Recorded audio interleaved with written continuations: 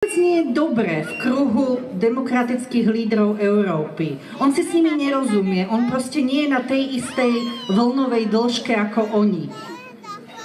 Jemu viac imponujú ľudia ako Orbán, ako Putin. On sníva možno, že budeme opäť v kruhu priateľov veľkého Ruska, že našimi kamarátmi budú Irán, Severná Kórea a podobne. A práve preto chodíme na tieto námestia a práve preto tu budeme, lebo my vieme, my sme na inej vlnovej dĺžke a my cítime, že patríme do Európy. My sme si slobodne zvolili, že chceme byť členskou krajinou Európskej únie a NATO. Bolo to naše rozhodnutie, nie vaše, pán Fico.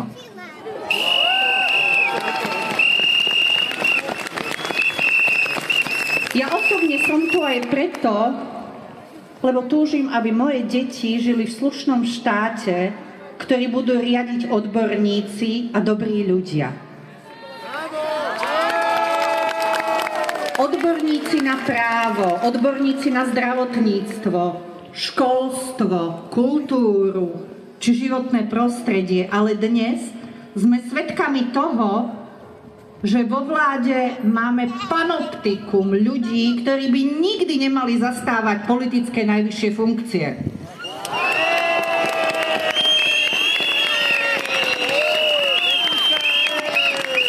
Je veľkou hanbou, že ministerstvo kultúry riadi duo Šimkovičová-Machala.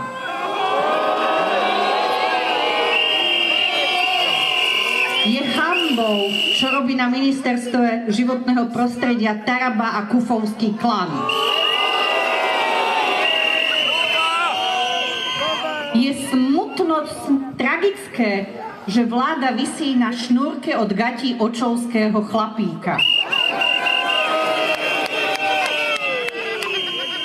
A viete, za 30 rokov som v zdravotníctve zažila všeličo, ale aby sme mali ministerku zdravotníctva a influencerku, to sme ešte nemali. A tak to aj dopadlo. Celkovo za posledných 10 rokov, keď sa obzriem späť, sme mali na ministerstve zdravotníctva za 10 rokov 11 ministrov zdravotníctva. Takto sa žiaden rezort dobre spravovať ani riadiť nedá. A ja vám ešte poviem niečo. Zdravotníctvo, ale to je len podobné ako s ostatnými rezortami, sa potáca. Ono nemá žiadnu víziu.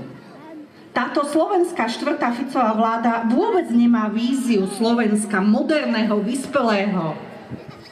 Je katastrofou potom žiť a plánovať si niečo v takomto štáte. A preto sa niečo